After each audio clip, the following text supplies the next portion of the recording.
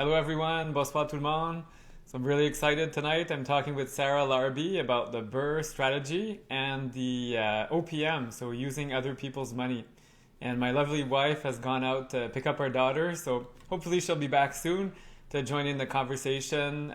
We're just having a live Q&A, so feel free to ask your questions, and we have Sarah that's going to be able to answer some of your live questions about the BRRRR strategy, which has been her favorite strategy, her go-to.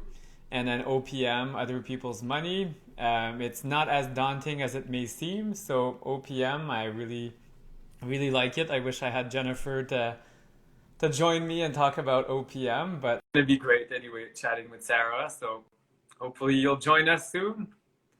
And Sarah's just joining the video. There she is. Good evening. Hey, how are How are you? you? Good, thanks. So Good. Jennifer's just out, but we can chat about the BRRRR strategy and OPM. Very cool. So I didn't mean to interrupt you when you were talking, doing your little intro. No, that's perfect. I was just on a live just before this, so it's funny. It's from one live to another. My son's like, "Can you get off the internet? I need to do stuff." So That is funny. So what are we talking about tonight? I thought we'd talk about the BRRRR strategy. So I know it's your specialty.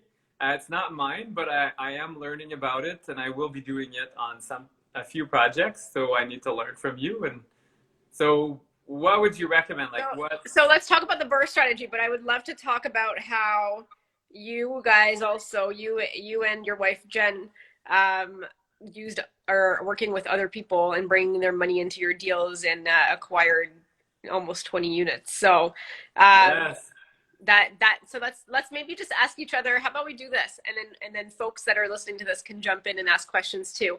I'll ask you a question about OPM, other people's money. You ask me a question about BRRRR, and then we can kind of go back and forth, make perfect. it like a fun little game. Sounds good. All So right, who gets to start? I'll start. How about I'll start. Okay, so first question about working with other people's money. Where actually, let me ask a question first, and I'm going to ask a follow-up question because why not? How many different investors have you partnered with? Hmm. I probably 7 now. Okay, so then the question is, where did you find the majority of the investors that you partnered with? Networking. So it used to be live events, but now I am finding quite a bit on social media. So with all these live videos, people are reaching out to me. Of course, you have to do your due diligence. You don't just invest with anybody, but it's good to build a relationship, get to know the people, meet quite a few times legally as well. You have to do that. You can't just partner with strangers at the right club. So tomorrow night, little plug there, there will be networking at the end. So you get to meet some people, and it's been very good for me to meet investors. Family, unfortunately, they're not into this. So I guess you have to look at other people like friends and colleagues from work. That's about it. So they were mostly people on social media that you met through whatever a different avenue or clubs that you started speaking to, and then you met on a couple occasions before you started working together. Is that about right? Yeah, exactly. So it's shocking. I mean, you put yourself out there, you talk about your projects, what you're doing, and then you become kind of like a magnet. People want to know more about what you do and why you do it, and just, yeah, giving back. So I love helping others, even if it never turns out into like a working relationship or a loan of any kind. I don't have any other thoughts. It's just, how can I help you? And then people are like, well, I want to work with you. I'm like, well, that was not the purpose of the call, but sure, let's explore that option. And usually those are the best money partners. Cool. Awesome. All right. I have lots of other questions, but I'll save it. So I guess we're going back and forth. And guys, Yes, if you're listening to this and you have a question, so Francois is going to ask me about the BRRRR strategy. I'm going to ask him about working with joint ventures and other people's money, and we're going to go back and forth, one question each. perfect. So the BRRRR, you've done it mostly on single family homes, from what I understand. And my space is more multifamily. So would you do the same concept? Like, what is the BRRRR, first of all? Because some people may not know, like, BRRRR, it's cold, or Yeah, so BRRRR stands for Buy, Renovate, Rent, Refinance, Repeats.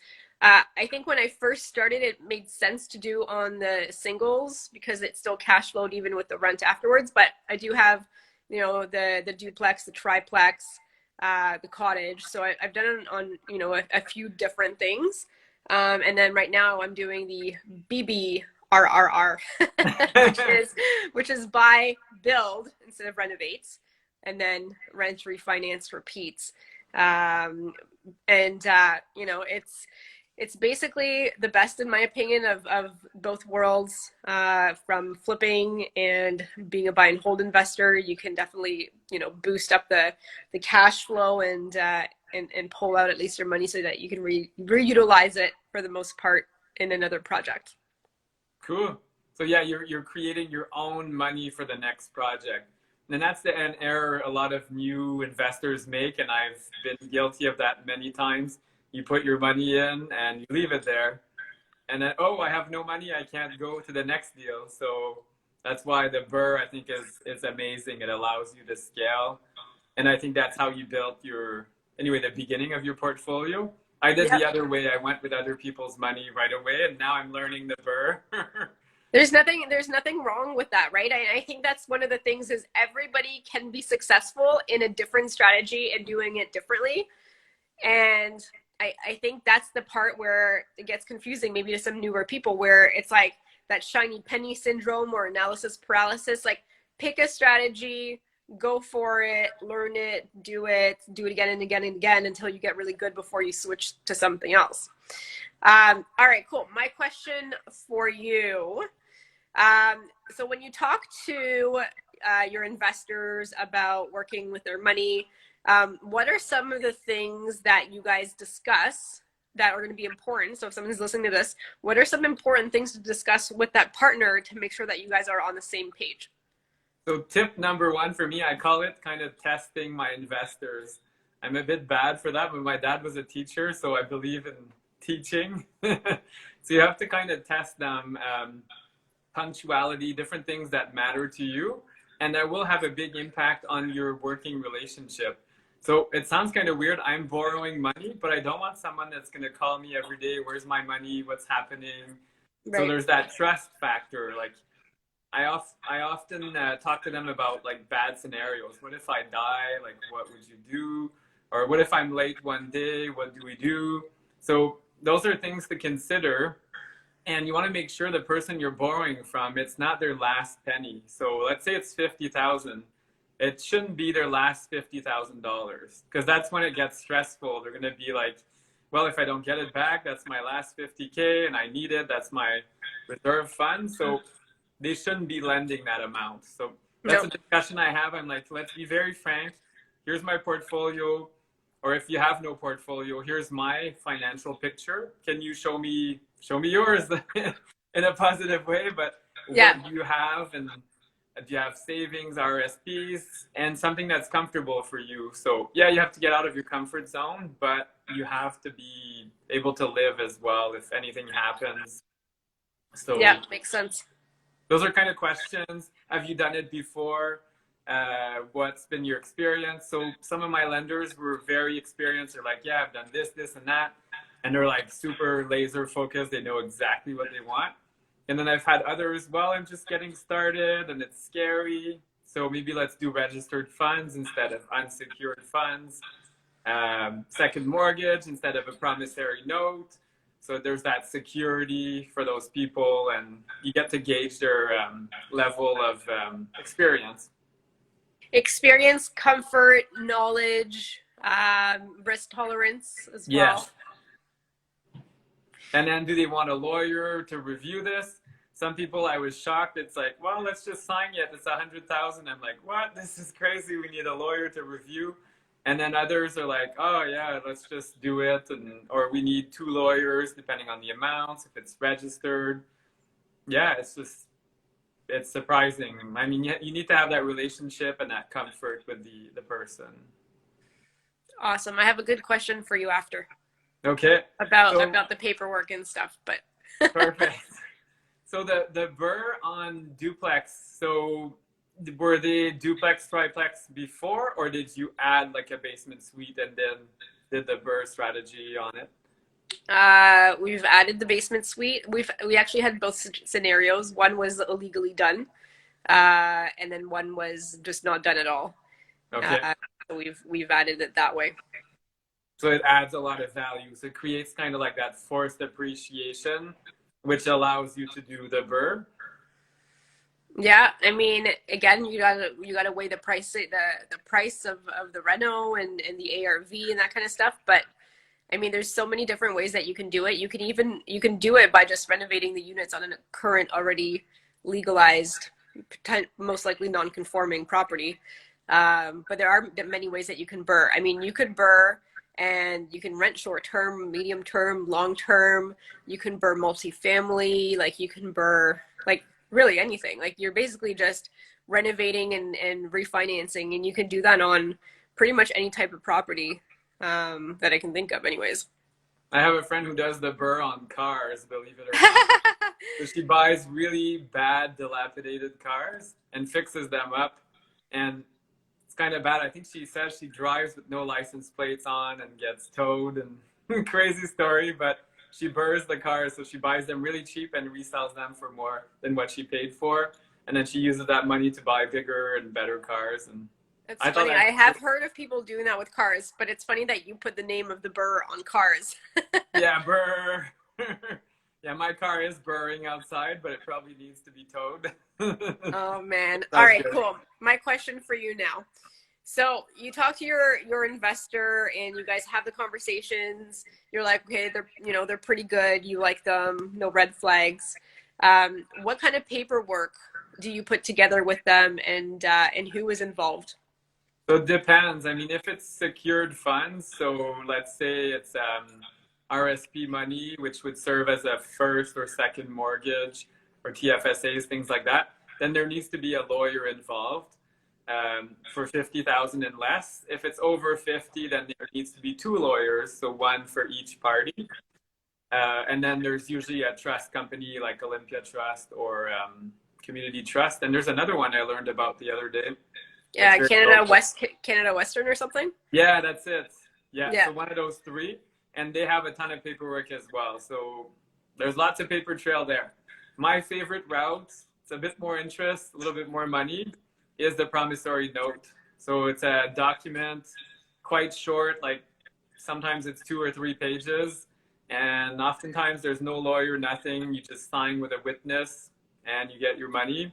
And then there's terms in it that they're able to put a lien on a property of some kind that you've identified, but nothing's on the books. So do your due diligence before doing this. But yeah, that's really that's worth the thing. it. Like you really got to trust who you're loaning your money out to, and Yes. and what it's going towards for these promissory notes. Because if it's not tied into anything, it's kind of like that money could be gone. Like that's high risk for some people, right? I mean, Could be going to Mexico with it, not coming back. that's it. That's it. I mean, So, and that happens. So, okay. So what about just in terms of, borrowing money? Like you talked about promissory notes, you talked about registered funds. Like what are the rates that you're able to secure? So it varies. Registered funds, the rates are usually lower because there's fees. And as the borrower, I usually cover all the fees, the lawyer, all the monthly fees for the trust where the money is held in a way, or transferred, I guess. So usually more around 8%, 10%. And then promissory notes is much more like 14 to 18% interest. But it's unsecured and I can do whatever I want with it. So sometimes I break it up and put it on 2 properties, and yeah, it allows so much freedom, and it doesn't appear on paper. So like on your credits and things. So you have to be careful with it. And you have to be able to repay it, because at 18%, that's like a credit card. So You don't want to keep that money for very long. So are you giving them any equity share, or is it just like strictly just being a money partner then that they're coming in for? yeah, that's the advantage. So they're strictly money partners. Because if I was to do a joint venture, I'd be giving up 50% of my project in essence, or 40, or whatever calculation you do, which is much more than 18% interest. and the interest you can deduct because you are borrowing money to invest. So it's just very advantageous if you're able to do it. Cool. Awesome. So, and you've got 18 units. I know I'm like totally hogging the conversations with the That's questions. okay. So you've got 18 units, and then are all of them with joint venture or private money? Is that how you scaled? Yeah, so some I actually hold, let me count, four of them myself, like four properties. So door wise, I think we're at eight. And then the rest is either like joint ventures. And then I'm acquiring 14 more units in the next few days. And those are in a corporation and one's a JV. Nice. And we are using some private funds. So in some of my previous properties, I borrow on one property and use it for the next one. Yeah, it's a variety of solutions. Cool. Yeah. You got a good system going. Congrats. Yes. Yeah, it's just scaling it. Now we need more systems, being organized. So I had a live just before we came on here with an amazing couple. I think you're listening, Mike and Leanne Nicholson from Sault Ste. Marie. Anyway, they have great systems. I'm like, I need to learn from you. Nice. That's awesome. So what are the systems you've put in place to make sure your BRRRR projects are like very on the ball? And because time is very important because you're using money and there's the velocity of money that's important. I mean, there's tons of systems and there's tons of systems with every step, right? But I would say it's systems, but it's also your team and hiring the right people. But I mean, systems like if you go to the rent section, right, of the BRRRR, you know, buy, renovate, rent, refinance, repeat. Like I've got a 5-step process on like just screening tenants. And then I've got a process on how I manage them and what I do and you know, what I do in terms of the inspections. In terms of the purchase, right? I mean, there's criteria. There's a calculator that I created, my BRRRR calculator, and I put everything through. And I have, you know, criteria on what the numbers look like for me to make an offer. And, you know, again, some of this market is pretty crazy because the prices are just nuts. But, you know, I'm pretty unemotional in business, so I just send what I think makes sense, and then that's it. You know, in terms of renovating, you know, what's going to give you the best after repair value, and just ensuring that you hire the right people. Am I self-contracting? If I am, what gets done? If I'm hiring a contractor, you know, again, there's going to be different contractors I'll probably hire based on the area, etc. But there's systems around that. So like, you know, that's probably like years in the making and you know, making errors and learning from them and then creating systems not to make those errors again. But every step is like fairly well calculated, right? I mean, even from the refinance. To do the refinance properly, you need to do the buy properly, and you need to set yourself up from a mortgage standpoint with the right, you know, the right terms. I want to make sure that I'm with the right lender that's either going to be able to allow me to refinance when my project is estimated to be done, or I've got to do different things. I might have to go with private money in that case if I need to close and then bring it over to a different lender afterwards. But it is important on who you work with. And it is important that if you are planning on doing the process, that when you buy, you're on variable rates, you're working with a lender that's going to allow you to refi with a certain amount of time. So those are all like super important things. But even like the refi steps has steps and things that you want to make sure that you do. So I know it's like a super long-winded answer to your question, but yeah, processes are super important. I think, you know, I could probably talk easily, and I do in my BRRRR class, easily 2 hours on like part 1 of 2, and there's like 2 parts of every one for every single of those steps. It's like a 2-hour conversation with a ton of slides. So like there is actually a lot of stuff, because you have to be the best in terms of flipping and buy and hold and being a landlord, and you got to combine that. So you really have to learn both of those very, very, very well. So that's my long answer to your question. All right, cool. My question for you, what are the terms, the exit terms of your contracts with your either money lenders or your JVs? Yeah, so money lenders, it's a bit different. So oftentimes I like to borrow. So I know we say short term, but to me, short is 12 to 18 months because I'm usually dealing with multifamily. So you're trying to stabilize a building. So it's not the same. Oftentimes, there's not as much renovation going on.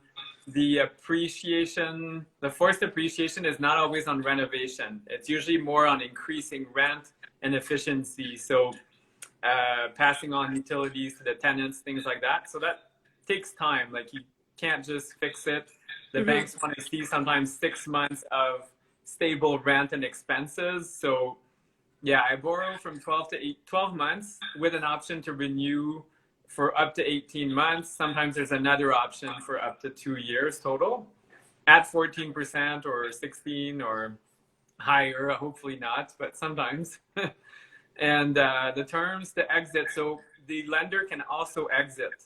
So they can give me a notice. Usually it's 45 to 90 days, depending. And they can also ask for their money back. So I have to always have some liquid cash somewhere or something I can refinance fairly quickly or a line of credit. For JVs, usually it's a 5-year term because JVs, by the time you recoup the cost of the closing costs and all that stuff, usually you want a few years to really get cash flow, appreciation. Yeah, especially if you're not flipping. That's it. Yeah, and I don't really like to flip because I don't know. I'm more traditional. I guess I just buy and fix a little bit, but I don't do big flips or gut jobs. And it's been very good for me. It's looking at efficiencies. So places that are underperforming, things like that. Cool. Awesome. And can you share what part you are doing and what part Jennifer is doing? Because I know you guys work really like complementary with each other on these acquisitions and management and all that good stuff. Yes. So for our main corporation that buys, FL Homes Corp, I'm the president. So I tend to do more the financing, even though I'm not really the numbers guy, which is weird. I should get Jennifer on that. But anyway, and then FL Rental Properties, our property management that we're just launching tomorrow.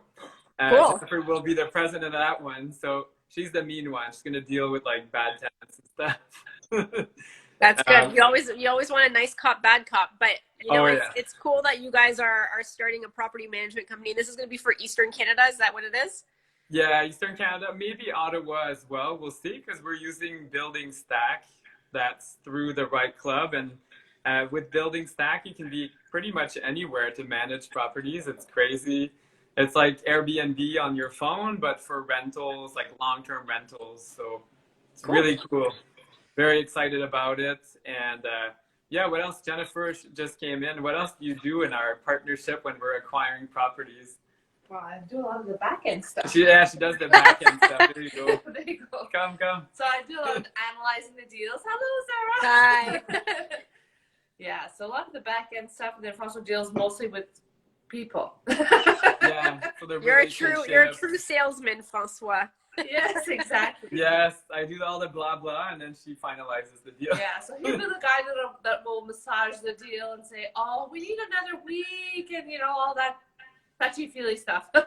Yeah, she's like, I don't have time for this. Nice. So Jennifer, just to catch you up on it, we're asking each other questions. So Francois was asking me questions about the BRRRR strategy. I'm asking him questions about OPM, other people's money, joint ventures. But guys, if you're listening to this, feel free to ask your questions. This is also a great opportunity. If you have any questions, we can definitely answer them. I mean, it could be about different topics. I know we're kind of going back and forth right now with just the BRRRR stuff and using other people's money, but we are happy to answer any real estate related questions, finance questions, lifestyle questions. We do have a question. It's from T Farouk 23. Are you buying in a market like this or holding out? So he's probably, all of Canada is just an insane market. So we are buying. This is the best time to buy, but don't buy just anywhere. That's the trick. Or I'm sure anything. Sarah, or anything. Yeah, don't overpay. Yeah, so don't overpay. Add to that. Yeah, go ahead. No, I said you could add to that. Oh, yeah. Okay, cool. Yeah, I mean, I'm still buying. I bought 2 pieces of land. So January, I bought a piece of land we're going to be building. And then like literally a week and a half ago, I bought some like waterfront property, Yeah. and the seller is doing a VTB for like a big chunk of it. So I'm super happy. That's a vendor take back, which means he's holding the financing for 2 years. Wow. But we are going to be building a tiny home cottage resort, and the little tiny home cottages are going to have little themes. So here's the thing, I'm going to create my own deals because there's not a whole lot of stuff out there these days. I mean, I'm not saying that you can't find something, it's just a lot harder. I'm not competing against these crazy offers. So I'm just going to buy something different, and it had like perfect zoning for what we wanted to do to build the resort. So I'm actually super excited about it. Like I'm I'm like always like thinking like of different ways of how we can, put it all together to make it this like super cool, like high-end themed resort on the water. So I guess long story short, yeah, I mean, I'm still buying if it makes sense. I'm definitely still buying, but don't buy something that doesn't make sense. At some point, the market will stabilize to some extent. Yeah. Absolutely. What a great strategy. So you're buying other things. Wait until the market stabilizes. Yeah. And then we always buy with the exit in mind. So what's your exit strategy? I'm sure that's something you teach. We always want 3 exits when we buy something. So exit may not always mean selling, but maybe you bought it and now you want to refi, but it's harder to refinance. So why not get a joint venture partner? That's your refinance. You get a partner, so take their money and buy the next property. Yeah, There's there's lots of strategies. But I will say though, like this market, I mean, I don't think I've seen anything like it since I started investing. And markets have cycles, right? There's going to be buyers markets, balanced markets, sellers markets. It's going to rotate. The spring market hopefully will bring in a little bit more inventory, but right now we have an inventory problem and a very low interest rate problem. But yeah. as you're looking at some of the banks are starting to increase their rates. That's actually a good thing to help at least calm maybe, there's 20, 15, 10 offers, 5 offers on everything. Everyone's holding offers. I would say look at other avenues. Don't just look on MLS. Start doing some of your own canvassing, some of your own marketing, working with wholesalers, pocket listings, going and finding expired listings. Like there's so many other things that you can do versus just waiting on things to show up on the MLS if you really do want something. There are still deals out there. They're just a little bit harder to find than the average market that we were in before. Yeah, you need to be very creative. Like you said, create your own deals. And I saw Natalie Cloutier was on, so she builds her own deals. So that's really That cool. is cool. I don't know if she's still on, and I also saw Elevate Realty. So work with your realtor. Oftentimes they hear, like you said, about expired listings. We heard a story just before this live. A couple bought a place. The listing was about to expire, and then they started discounting it, which you don't hear about, but it does happen. That the place was maybe overpriced, no one looked at it, and now it expires, and then you can get it for a good price sometimes. So absolutely. The other thing I think is something that we should be doing more of is just some good old fashioned door knocking. yes. I think that there's something to be said about that. I mean, right now a lot of wholesalers they're doing letters, fine, they're doing letters, but see what's out there, knock and find out who's potentially selling from the neighborhood, or if they know anybody, or if they might want to sell. And I think that like in the next 10 years there's going to be an opportunity to purchase some properties off of aging folks that want to age in place but want to take the cash now and maybe rent back. I think there's going to be an opportunity for that. I don't know if we're quite there yet, but I think in the next 10 years somebody doesn't want to be waiting, and paying a fortune for my dog's howling. But the old age folks home, it costs a lot of money, right? Like all the retirement homes, that's a fortune. There's a huge waiting list, and a lot of people don't want to move, but they want to get the cash because they need it for whatever reason, or they want to enjoy their lives. I think there's an opportunity there to be like, hey, if the house is worth like $500,000, maybe you can get it for like $350,000 or $400,000. Do a deal with them to not sell or not do anything, and like let them rent from you for like 10 years to get their cash. I mean, I don't know. There's an opportunity there. I think it's just untapped still. Yeah, that's actually the kind of reverse rent to own, where reverse rent to own. Yeah, well, they kind of divest themselves out of Yeah. the house. Yeah. So I know there's the reverse mortgage, which is helping seniors that are maybe struggling with finances and things. So, but then there's seniors, it's the opposite. They're selling it to you while living in it, like you said. Yeah. Door knocking, absolutely. We have a property, and the neighbors came knocking on our door and said, "Oh, we know you're investors, which we also want to sell our house in a year or two. So let's stay in touch." I'm like, "That's perfect." Amazing. Well, It's gonna be especially if off you've market. got like a property on the same like block or street, like just canvas the rest of them and be like, hey, I'm working on this property. You know, here's my contact info. If you're interested in selling or you know anybody, you know, like offer to pay referral fees too. Like if they Yes. can give you a referral fee for somebody else that they're like, hey, I know this person's like, you know, thinking about it. They told me a couple weekends ago. You know, a lot of people blab in the neighborhood and can provide some useful advice. I would gladly pay someone $5,000, maybe even 10, if they can just point me to the right direction and I end up buying another piece of property from, you know, just having those conversations. Yeah, Absolutely. It's totally worth it. Cool. All right, cool. So it's 8 o'clock. Let's wrap it up. And Yes. let's do this. Final words of advice from each of you guys, and then I will do it too. Any words of advice for, you know, what's happening today, or words of encouragement for this crazy market? Oh my goodness. So yeah, for me and for us, what's been really good is investing outside of your natural market. So not being afraid of long distance investing. I think that's really the key to be successful in 2021. All right, very good, Jennifer. Yeah, I'd also add being flexible. So sometimes you think that you're going to be going in this one direction and you're going to have this one strategy, and then you kind of realize as you're going along that maybe it might work better in another way, because I think that that's kind of what it's about right now, is being flexible. Oh yeah. Well, the secondary markets are kind of like that. So our distance investing is being flexible. Yeah, like you at first, everything's gonna be just simple long-term rental, Like and just then buy and hold or whatever. and then surprise, one of the tenants had furniture in there, and it used to be an Airbnb. Why not revive this concept? So we just found that out in one of our places. The person moved on. I'm like, well, all the furniture's there. Like, what's wrong? She's like, no, it's yours. I'm like, what? Okay. Amazing. It's actually nice enough, and TV and even the dishes, everything. It's like, whoa, this is weird. Cool. So I think for mine, I would just say, you know, in this tough market, strategize and think outside the box, be creative, right? So look at like potentially building a tiny home in the backyard, or a coach house with, you know, Bill 108 coming out.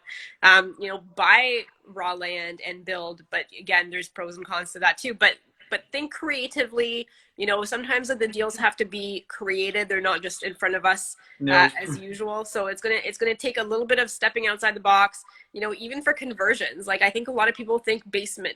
It doesn't have to be the basement. You could do the main. It could be the main floor, and could be the second unit. That could be a great conversion. It could be, you know, split any way that you want. So don't discredit some of the houses with lower basements. They could work still as conversion. So think outside the box. Think in terms of like what else can be done. What else can you create? You know, like this comes back to the tiny home cottage village. We're going to create something really cool that doesn't exist. And I'm really excited about it. But again, you know, did we overpay for the land? I know we overpaid for the land, but it's going to be worth a lot more when it's done, when we've got it. And hence why he took the VTB as well. So I think it's still a great deal. We knew we were overpaying, but it worked out on the terms. He got his price. It was actually listed for 1.29. We bought it for 1.1, and he's doing a VTB for 800 of it for 2 years. So again, you know, create your deals. That piece of property could be millions of dollars once we're all set and done.